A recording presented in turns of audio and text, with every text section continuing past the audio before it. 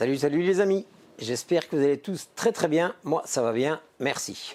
Aujourd'hui, on se retrouve pour une nouvelle vidéo. Et aujourd'hui, je suis sur une Renault Mégane Break 1,5 litre DCI, le modèle KMSC. Elle est de 2007, donc 1,5 litre DCI. Qu'est-ce qu'on va y faire? Eh bien, en fait, ce véhicule a un problème. Lorsque on démarre, il démarre au quart de tour, ça, il n'y a pas de souci. On roule un peu, dès que le moteur commence à prendre un peu de température, il ne tient plus le ralenti. Donc, ce qui veut dire que dès qu'on doit s'arrêter un stop pour ralentir, laisser le passage ou quoi que ce soit, le moteur s'éteint.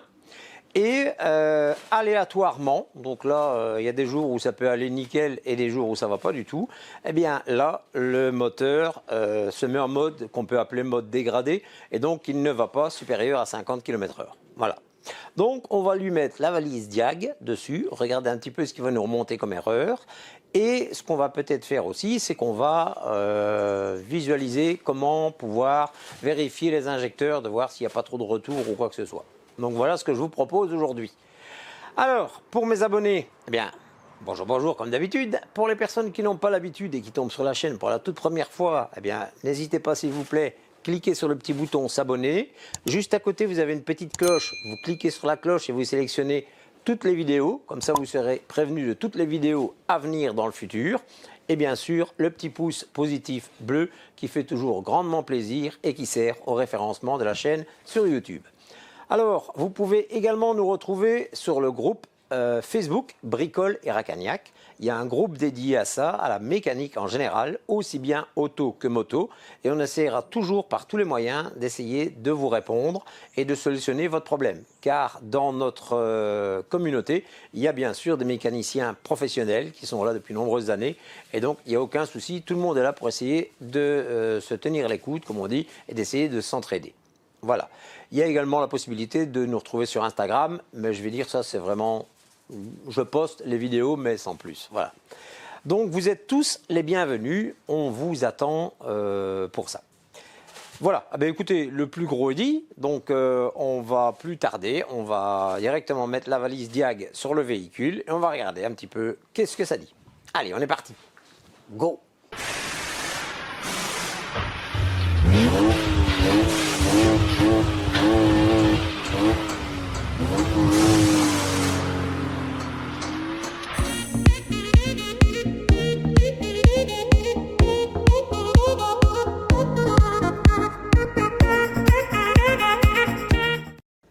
Voilà les amis, alors je suis dans le véhicule.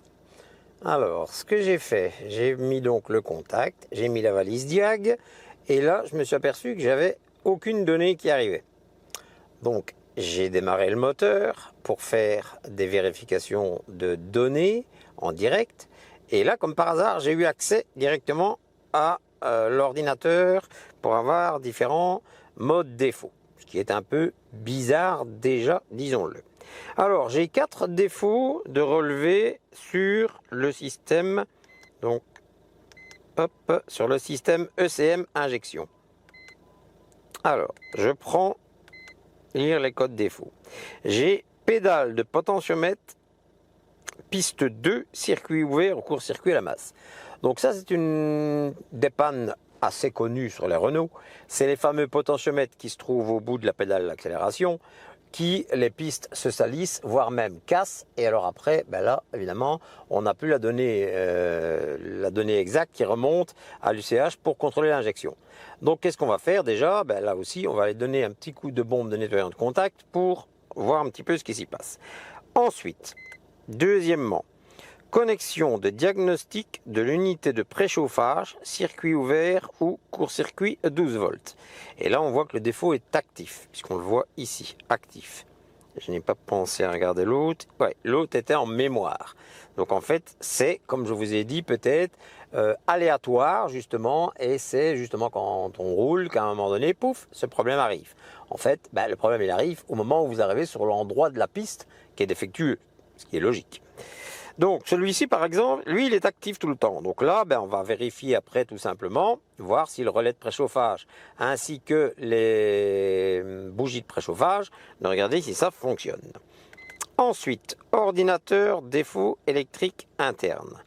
Bon, là, on est en mode actif également. Là, c'est un petit peu plus compliqué parce qu'évidemment, eh bien, ça rejoindrait le problème qu'il ne veut pas me donner d'informations justement quand le contact est mis uniquement et que le moteur ne tourne pas. Bon, on verra ça après. Et le dernier, piste du potentiomètre pédale 1, incohérence du signal. Et là, on est dans une mémoire. Donc, on est bien dans un problème qui a été détecté, mais qui n'est pas là pour l'instant. Alors, ce que je vais faire maintenant, je vais vérifier un petit peu mes données. Donc, je prends toutes les données. Voilà. Et je fais un start.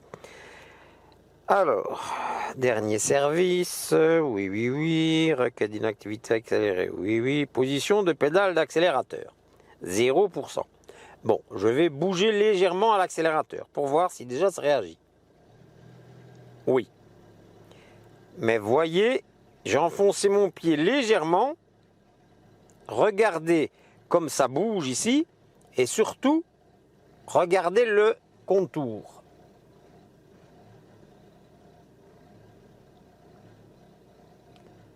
On entend bien qu'il y a un problème quelque part. Et là, c'est parce que vous ne savez sûrement pas le lire, mais il est marqué « Injection à contrôler ». La pédale d'accélérateur, bien sûr, faisant partie du système d'injection, c'est un peu logique. Bon, là, vous voyez bien que le peu que j'ai bougé à la pédale, ben, ça merdouille. Regardez-moi ça, le ralenti comme il bouge.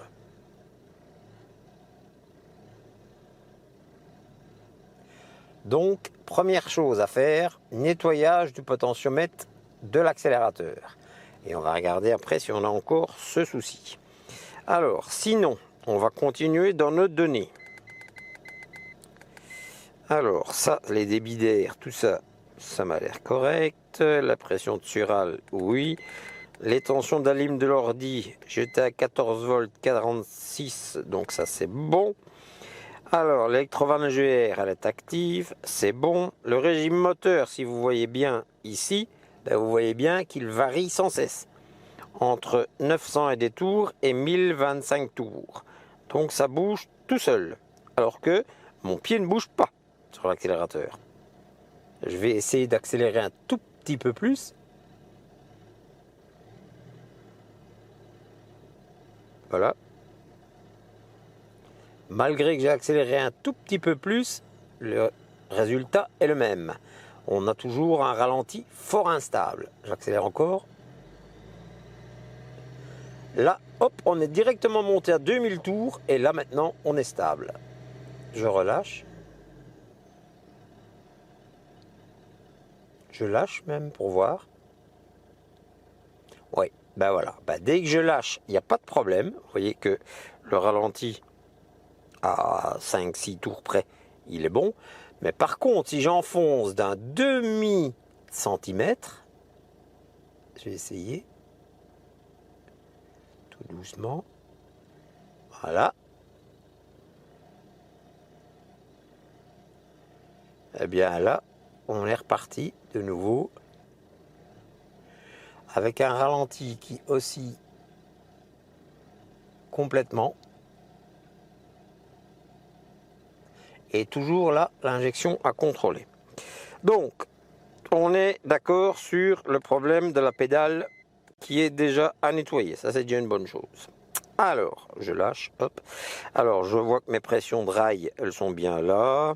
Donc, il n'y a pas la pression de rail référence, elle est là aussi. Donc, ça, il n'y a pas de souci là-dessus. Parce que, en fait, il faut que j'explique aussi que le véhicule est passé dans les mains d'un autre garagiste. Pour lui, la pompe HP est morte. Bon, si la pompe HP est morte, eh bien, elle ne saurait pas me donner le débit demandé et ne saurait pas me donner un régime relativement constant à certains niveaux et marquerait plutôt des autres domaines d'erreur que le potentiomètre de l'accélérateur. Enfin bref, comme je vous ai déjà dit, hein, il y en a des bons et des beaucoup moins bons. On va dire ça comme ça pour rester poli. Voilà. Alors, on descend encore, on regarde un petit peu. La pression est à 1000 millibars, donc 1 bar, c'est bon. Les injecteurs, les commandes sont tous les 4 actifs, donc là il n'y a pas de souci. Mes 4 injecteurs répondent bien. Le plus sur l'ordinateur après allumage, ici il est bien présent, donc là il n'y a pas de problème non plus. Voilà. Alors par contre, si je réaccélère encore un tout petit peu, voilà. Vous voyez ici le statut du moteur qui n'arrête pas d'osciller entre statut 1 OK et en cours d'exécution. Donc toujours même problème, dès que j'appuie un tout petit peu sur l'accélérateur, pop hop, tout commence un petit peu à déconner. Donc on est toujours sur le même problème et la même solution apparemment. Alors là, ce sont mes tensions pour mes capteurs, tout a l'air bon. La pression de sural à 1 bar au ralenti, c'est normal.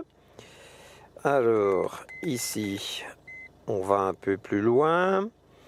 Les tensions, les positions de la pédale. Position de la pédale de la piste 1, je suis à 14% alors que mon pied n'est même pas dessus.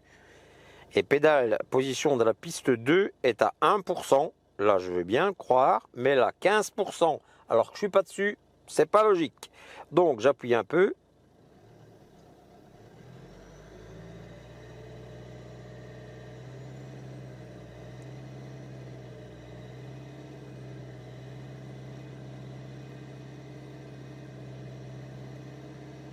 Mais là, en fait, je suis, je pense, en mode dégradé parce que je ne sais pas aller au-dessus de 2000 tours.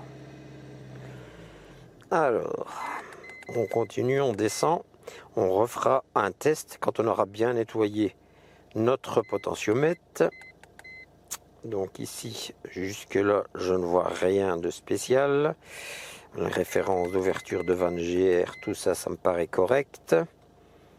Oui, tout ça, c'est toujours de la vanne GR. Alors, la détection de la pédale d'accélérateur est bloquée. La détection de la pédale d'accélérateur est bloquée. Tiens, c'est quoi ça? La détection de la pédale d'accélérateur est bloquée. Non. Oui, bizarre. Enfin bon. Alors, immobilisation moteur inactive, bien sûr, sinon le moteur ne serait pas démarré, ce qui est logique. Donc ça, c'est la coupure moteur, en fait. Alors, ici, rien de spécial. Clim ou tout ça, ça c'est un autre sujet. Alors, ici, on n'a rien de spécial non plus. On est sur le réfrigérant aussi de la clim. Ceux-ci, ce sont pour les freins. Donc, il n'y a pas de problème. Ça, c'est pour le régulateur de vitesse. Et voilà, il n'y a rien d'autre. Bon. Alors, maintenant, par contre, quelque chose qui me turlupine un petit peu, c'est que si j'essaie d'effacer les codes défauts en laissant le moteur allumé, bon, certains véhicules l'acceptent, d'autres non. Donc ici, je vais essayer d'effacer l'historique des erreurs. Je fais OK, voilà, F2 pour continuer pour OK. Il me met échec de la suppression. Donc je ne sais pas aller supprimer le défaut moteur. Maintenant, ce que je vais faire, je vais éteindre mon véhicule. Voilà. Mais le plus, donc le contact, accessoire, je vais dire, est toujours là. Je vais vous le prouver simplement. Voilà. En ayant mis un peu la radio, vous avez entendu que l'accessoire est fonctionnel. Alors, maintenant, je vais retourner donc dans la suppression de mes codes défauts, s'il veut bien, voilà. Alors, donc, effacer historique des erreurs. Donc là, je suis bien avec le plus accessoire mis. Hein. Et là, si j'essaie de rentrer dedans, moteur éteint, oui. F2, veuillez patienter, échec de la suppression. Donc j'ai exactement le même problème, c'est que j'ai l'impression que dès que on coupe le contact, le plus après contact n'est plus là sur l'UCH et je n'ai plus accès au calculateur moteur pour pouvoir enlever et effacer les défauts moteurs. Alors ce que je vais faire, pour vraiment être sûr et certain avant de chipoter à quoi que ce soit, je vais essayer une deuxième valise pour voir si on a exactement le même problème. Hein. Ici je suis avec une Icarsoft CR Pro. et je vais essayer ma C-Max, quelque chose ainsi. Je vais voir un petit peu qu'est-ce que ça dit. Donc allez, je mets ma deuxième valise et on se retrouve tout de suite après. À tout de suite. Alors les amis, donc me voici avec un simple Delphi et ici vous voyez j'ai de nouveau encore code en attente, circuit contacteur principal de position de pédale papillon. Donc on va nettoyer ce capteur à la pédale, on va vérifier également si le papillon est dans un bon état et on va vérifier les bougies de préchauffage pour le défaut qu'il nous donnait en premier lieu. Allez, on fait ça tout de suite. Allez, c'est parti. Alors, les amis, qu'est-ce qu'on va faire? On va tester nos bougies de préchauffage. Alors, pour ça, eh bien, on prend un petit outil qu'on a fabriqué soi-même, c'est-à-dire une pince crocodile, un fil et un petit bout de fil de fer au bout. On enlève les capuchons de bougie et on vient titiller le dessus de la bougie pour voir si ça fait des étincelles. Ici, aucune étincelle, donc ce qui veut dire qu'on a une bougie de préchauffage morte. On prend la deuxième, même chose, aucune étincelle, donc la bougie de préchauffage est morte. Par contre là j'ai touché le bloc moteur. La troisième ici, même chose, aucune étincelle, donc bougie de préchauffage HS. Et la toute première ici, on va essayer d'y aller sans toucher le bloc. Voilà, aucune étincelle également, donc la bougie est morte. Donc comme je vous disais, ben c'est tout simple, un simple fil de fer comme ça, avec une pince croco au bout, et dès que vous allez toucher votre bougie, ben vous allez ressentir des choses comme ça. Voilà, le dessus de la bougie, il doit se passer ceci. Et en fait, ben c'est tout bête, c'est parce que si la bougie elle est fonctionnelle, eh bien vous allez envoyer du courant à travers, et normalement c'est pour ça que ça va faire des étincelles. Donc là, les 4 bougies de préchauffage sont mortes. C'est à voir avec le client si on va les changer, parce que vous savez comme moi que changer les bougies de préchauffage, ça paraît toujours très simple, mais le jour où il y en a une qui casse et qui tombe dans le cylindre, bien c'est merci. Alors, qu'est-ce que je vais faire maintenant? Maintenant, je vais regarder si j'ai bien mes 12 volts qui arrivent lors de l'allumage des bougies de préchauffage. Alors, donc pour ça, je prends simplement, c'est une lampe témoin que je vais mettre dans les capuchons ici. Et là, il faudrait essayer de se faire aider de quelqu'un pour démarrer le véhicule. Et on va regarder si dans les capuchons, on a bien du 12 volts qui arrive. Allez, on va regarder ça tout de suite. Bon, les amis, donc, j'ai mesuré, j'ai bien mon relais qui s'enclenche, il n'y a pas de souci. Par contre, ce que j'ai toujours comme remontée d'erreur, je vais essayer de vous mettre ça et d'avoir un peu de... Voilà. C'est circuit potentiomètre. C'est pas évident à avoir. Circuit potentiomètre pédale piste 2. Circuit ouvert ou court-circuit à la masse. Voilà ce que j'ai toujours en actif. C'est le seul défaut qui me reste. Donc c'est bien le potentiomètre qui se trouve à la pédale. Eh bien, qu'est-ce qu'on va faire? On va le démonter. Voir si on sait l'ouvrir pour le nettoyer. Si pas, on le changera. Allez, à tout.